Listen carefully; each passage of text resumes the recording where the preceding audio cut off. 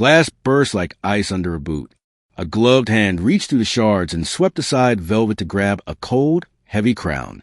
In the Apollon Apollo Gallery of the Louvre, under gold ceilings and crystal chandeliers, 3 figures moved with the speed and calm of people who had practiced every step.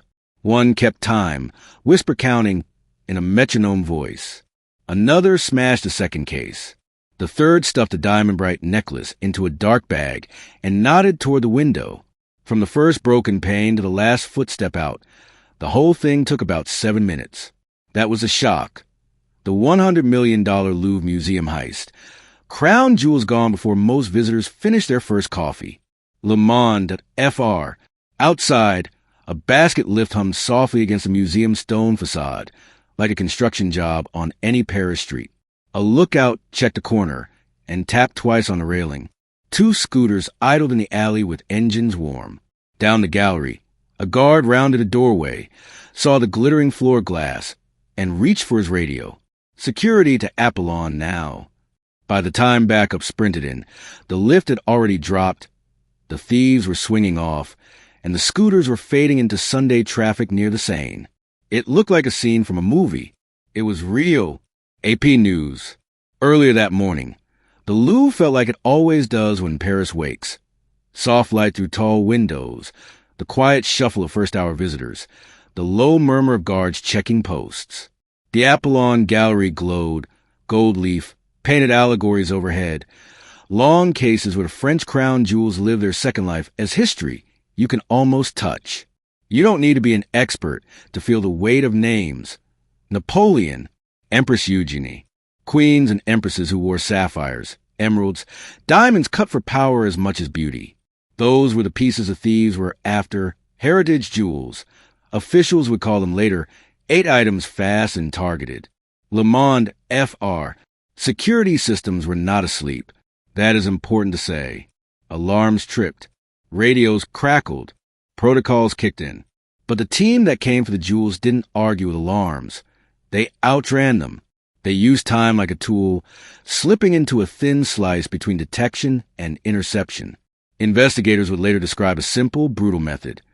A mover's ladder or basket lift to a window, cut or smash glass, then 2 display cases hit and empty with speed, as if the thieves knew exactly which lock stalled and which glass would give first. Le Monde FR.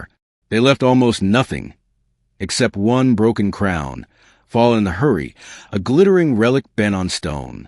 Police would collect it outside, a rare act of gravity in a morning that seemed to float. And then the museum closed, a heavy door in the world's news cycle. People gathered at the barricades to take pictures of the window, of the gallery sign, of the empty hall beyond. Heist of the century. Some headlines called it fast, public, humiliating. Paris hates humiliation. It also hates to see its history ripped out like a thread. AP News. How do you steal royal jewels in 7 minutes from the most visited museum on Earth? You start before dawn, not with the first smash, but with the first quiet choice weeks earlier. You learn the guard rhythms, the vulnerable minutes when staff shift from night mode to day flow. You pick a Sunday morning before a heavy crowd forms, when sight lines are long and footsteps echo. You source a lift that looks ordinary on a city street. You decide in advance which pieces are worth the seconds it takes to grab them, and which are traps, too clamped, too difficult, too likely to burn your clock. You trust the plan, and then you run it like a drill. That is what this crew did. AP News. The Apollon Gallery is a straight line of temptation. Gold ceilings, high windows, mirror cases. The kind of beauty that convinces you it's safe because it's always been safe. But security experts have a different way to look at rooms. They see weak points, staff shortages, modernization projects that take years, old hardware that still works most of the time. After the theft, union reps and former guards would talk about all of that on camera, how you can have alarms and still lose a race if there aren't enough people in the right place at the right second. The culture ministry said the systems did trigger. They did. The thieves were just faster. Le Monde.fr. When the first glass went, a sound like a bell rang down the gallery. A guard 30 meters away turned his head, started walking, then running. A second guard called it in as he moved. Visitors near the Mona Lisa didn't notice. The crowd was small, the map arrows clear, and most people were happy to get an early look at the famous smile. That's how a museum works. You can have a crisis in one wing and calm in another. The difference is measured in footsteps and seconds. In Apollon, the seconds were almost gone. One thief, lean quick, knelt to sweep glass from a necklace glittering like cold fire. Another cracked a split-second joke in French, the kind of thing people say when they're trying to keep their breathing steady. The lookout didn't laugh. He watched the door with his whole body. Right hand raised to count. 1, 2, 3, each finger a slice of time. On YVA, he said, let's go. And they did. Down the lift, bags in, helmets on, scooters angled for the turn. A security team burst into the gallery just behind them, catching the echo of engines more than the sight of a face. There's a special kind of fury in that echo. It sounds like we almost had you. By late morning, the Louvre closed. Tourists queued in polite confusion at ropes while staff apologized and issued refunds. Police tape appeared in the gallery. Forensic teams dusted. The press crowded a podium in the courtyard.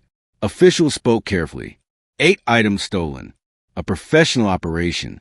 An ongoing investigation. Questions flew like birds over the same square. How fast? How valuable? How could this happen? Answers were partial and cautious, as they must be when a case is young. But the value estimates began to appear. 88 million euros, around $100 million.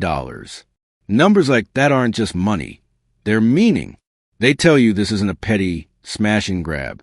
It's history carried off in a backpack.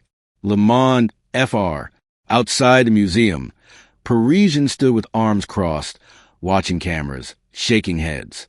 Inside command rooms, maps lit up, routes to the river, lanes to the ring road, places where scooters could be tossed in a van and vanish. French police and the Paris prosecutor rolled out the words you expect. Dedicated team, every resource, cooperation with international partners. In the same breath, experts offer the warning you never want to hear. Once gems leave settings, they can be recut, melted, broken into 100 untraceable pieces. That clock runs faster than any alarm. Reuters. Still, there was hope, and not just a soft kind. Cameras around the Louvre catch everything, and some suspects will be arrested days later as the dragnet tightened. Leads sprouted from license plates, equipment rentals, phone pings, and the small, human mistakes people make when they think they're in the clear. But on October 19, 2025, in that first hour, the truth was simpler. 3 or 4 people had rolled up to the Louvre looking like workers, hit 2 cases in the world's most famous museum, and sped off on scooters into a city that sometimes forgives audacity. 7 minutes from start to finish. 7 minutes to make a new legend. Le Monde FR. If you want to understand a heist like this, start with how a room sounds.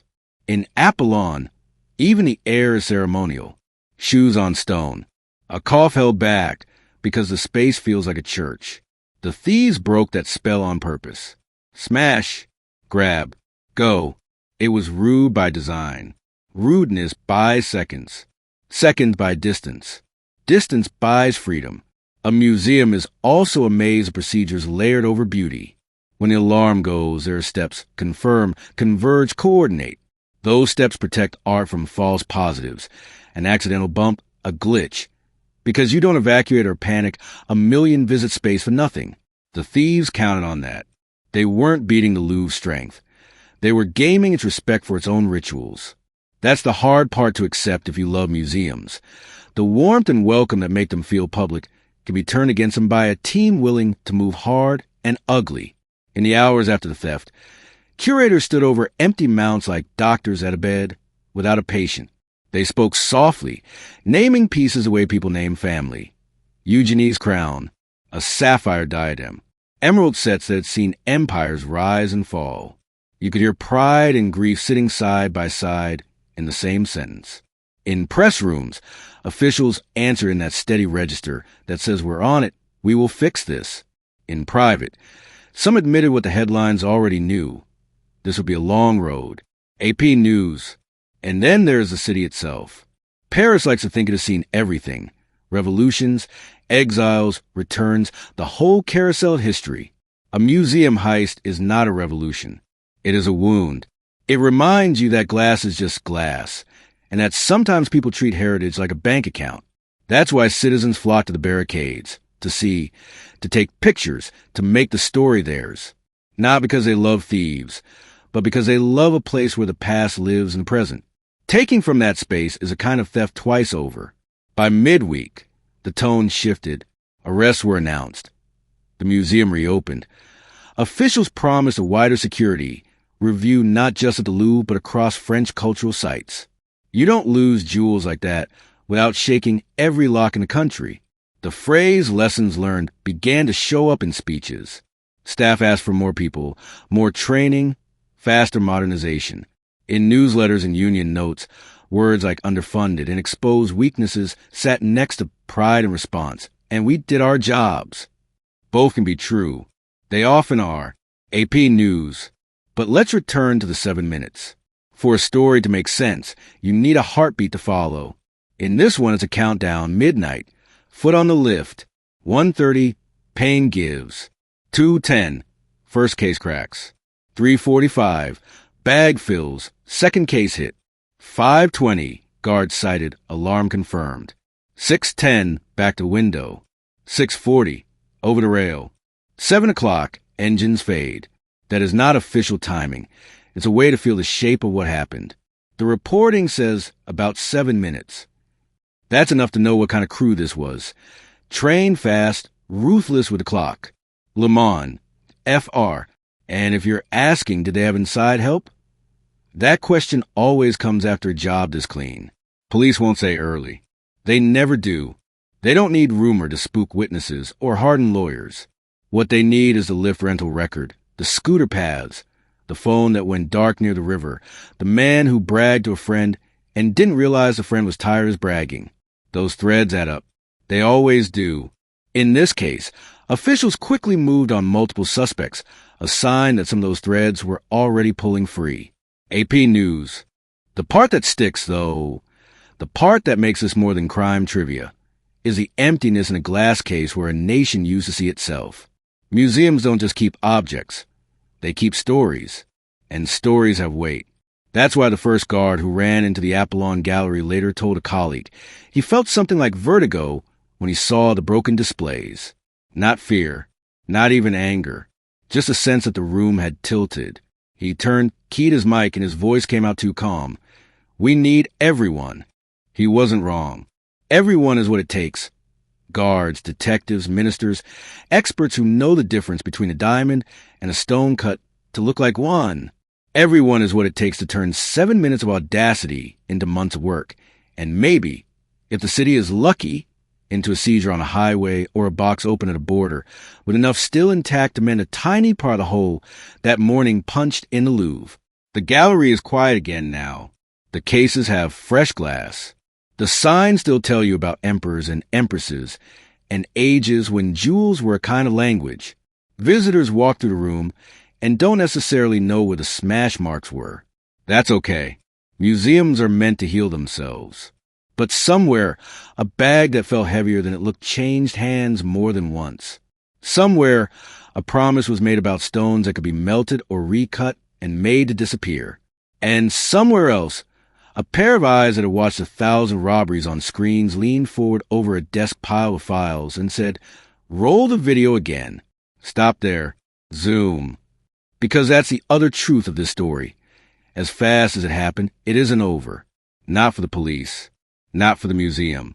Not for the people who think history is a thing you can snatch and keep. And not for the rest of us, who will keep watching to see whether the 7-minute theft becomes a 7-month recovery or a 7-year legend. The alarm light in Apollon flickered once more that first morning, then steadied. In the courtyard, cameras clicked. In a back office, a call came in. "We might have 2 on the move." A pen hovered over a map, and the door to a small Paris apartment. Quiet street, 3rd floor, curtains drawn, clicked as someone slid back a chain, turned a deadbolt, and opened up to find a visitor they did not expect. The kind who doesn't need 7 minutes. The kind who only needs one.